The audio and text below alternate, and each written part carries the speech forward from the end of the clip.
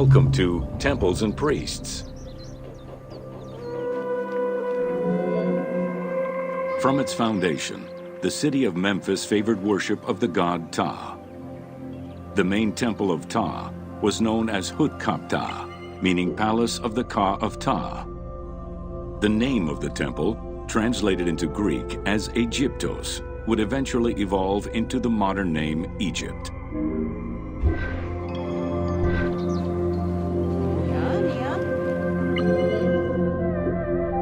Temples were the center of religious, political, and economic life in ancient Egypt.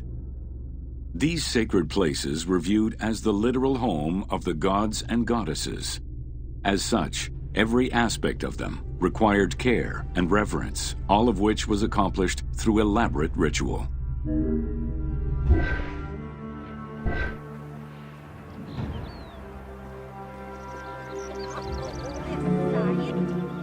Located in the center of Memphis, the Temple of Ptah was the most prominent and imposing building in the city.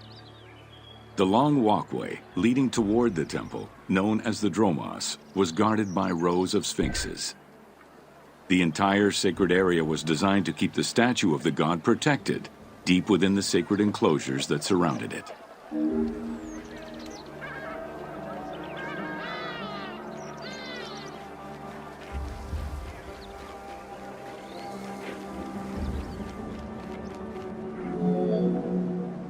The Dromos opened into a courtyard, with the surrounding portico graced with columns carved to resemble palm trees.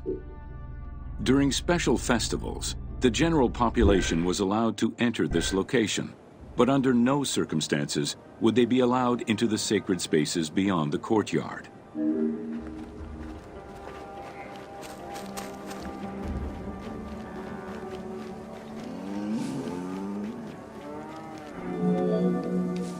The Memphis Alabaster Sphinx was discovered in 1912, almost completely buried in water and sand. 8 meters in height and weighing in at roughly 90 tons, it is still mounted on its original pedestal. Though it is called the Alabaster Sphinx, it was in fact carved from common calcite rock, which is similar in erosion has destroyed the original engravings, making it difficult to determine when it was created. Egyptologists believe that its facial likeness resembles Amenhotep II, and so it could have been sculpted somewhere between 1700 and 1400 BCE. It is believed that this monument once stood outside of the Temple of Ptah and was integrated into subsequent extensions to the complex. The size of the imposing sculpture reflects the importance it had to the temple during the New Kingdom. This Sphinx is one of the few remaining artifacts from the ruins of Memphis to survive.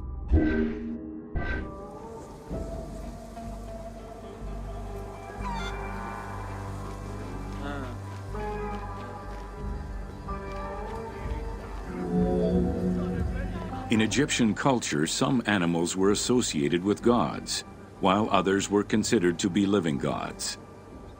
The Apis bull was believed to be a divine entity. The earliest mention of the Apis bull in ancient Egypt goes back as far as the first Egyptian dynasty.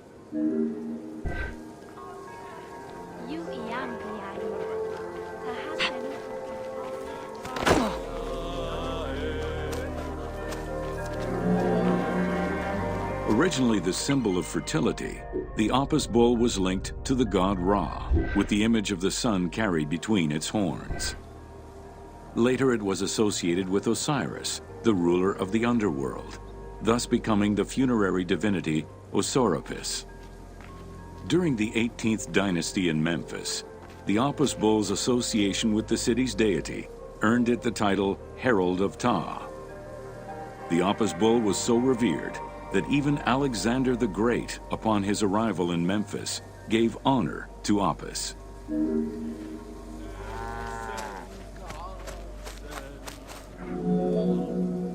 The Apis bull lived with its harem in a sacred barn located in an enclosure in the Temple of Ptah. Each bull bore 29 signs representative of its divinity. Among them, the bull had an eagle-shaped mark on its back, a double tail hair, and a scarab-shaped mark under the tongue. The signs were intended to correspond with the lunar cycle. After its death, Egyptians would search for its reincarnated form among the livestock.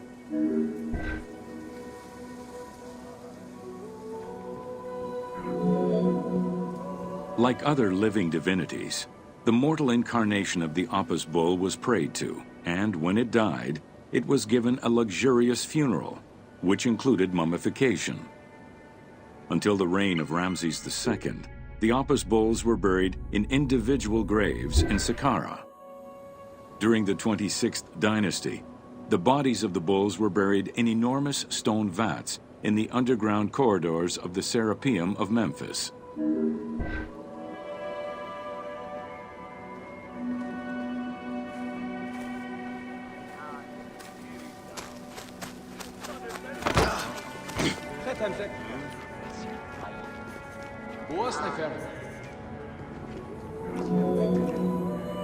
Ancient Egyptians believed that temple rituals were essential to maintain order in the cosmos and allow communication between humans and gods.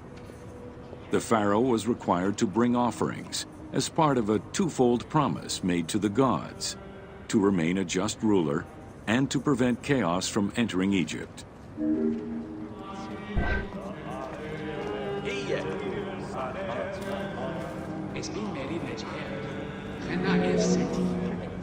Details of the ceremonies found on temple walls provide a thorough overview of the stages of the daily ritual. Performed 3 times a day to mirror human mealtimes, each step of the highly symbolic ceremony was accompanied by specific recitations, many of which referred to mythical events.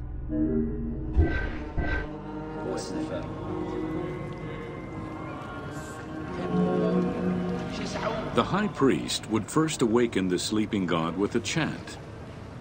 Then the seals of the shrine's doors were broken and the bolts drawn back. The act of swinging open the doors was a symbolic gesture where sight was granted to the deity.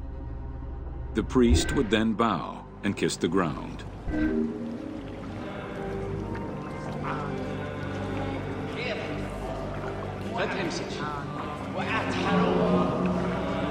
The god was then washed with incense-infused water and its mouth rinsed with mineral salts. The cleansing was followed by adorning the statue with jewels and royal garments. The final ritual required the priest to sweep away any footprints in order to prevent evil from approaching the god.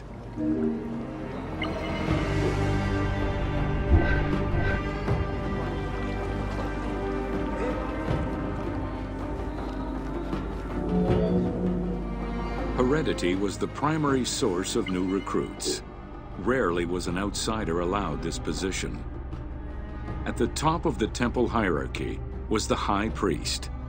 Each temple dedicated to a god had at least one high priest devoted to its care and service. During the Ptolemaic dynasty, one family held the position of high priest in Memphis for almost 300 years.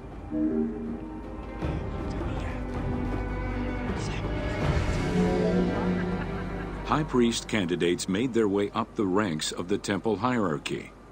The one chosen to occupy the lofty position of high priest was usually confirmed by the pharaoh. Several of the high priests were also important officials in the government.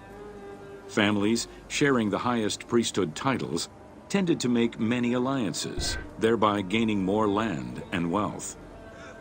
Shifting balances of power sometimes resulted in more or less open conflicts between the priesthood and the pharaohs.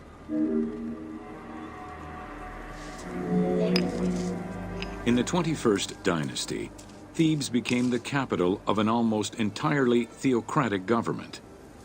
The city was headed by king priests who spoke and governed in the name of the god Amun, in open opposition to the ruling pharaohs. These king priests caused a massive decentralization of power, known as the Third Intermediate Period.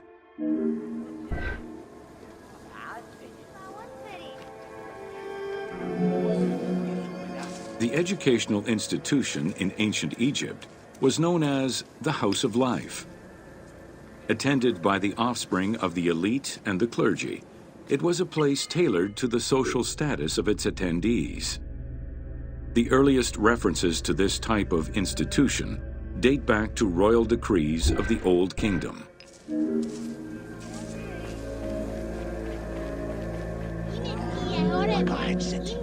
Only 2 known centers have been uncovered, one in the abandoned city of Akhetaten and one at the temple of Ramses II on the west bank of Thebes. Inscriptions uncovered in those locations mention the names and titles of people who were connected with the House of Life, such as a chief physician and many scribes. It is presumed that by the late kingdom, every temple had a House of Life.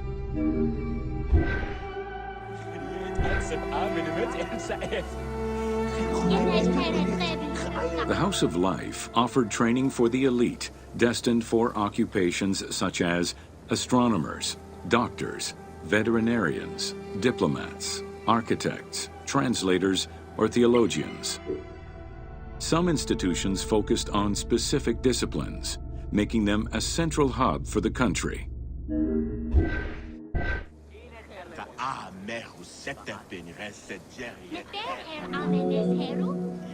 Not limited to instruction for young students, the House of Life was a source of reference for many scholars, with rooms dedicated to papyri of many disciplines. Because papyri were preserved there, the Greco-Romans referred to the House of Life as a library.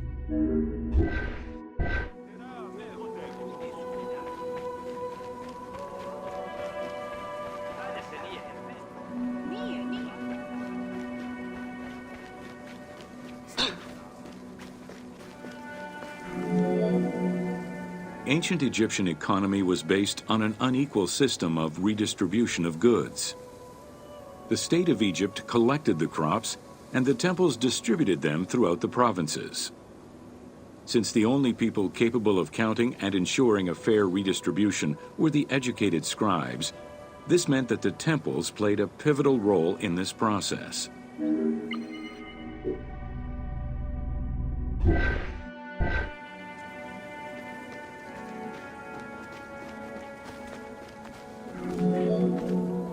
There are records of pharaohs making offerings of large tracts of land and animals to temples in order to maintain their favor. Ramses III offered generous gifts to the temple of Amun in Karnak in such a manner.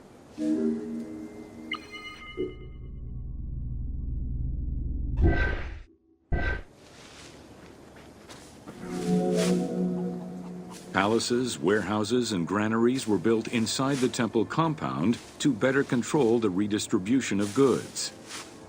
The size of the recorded numbers of goods, combined with every other function filled by temples, only serves to confirm their might as economic, religious, and political centers of power within Egypt.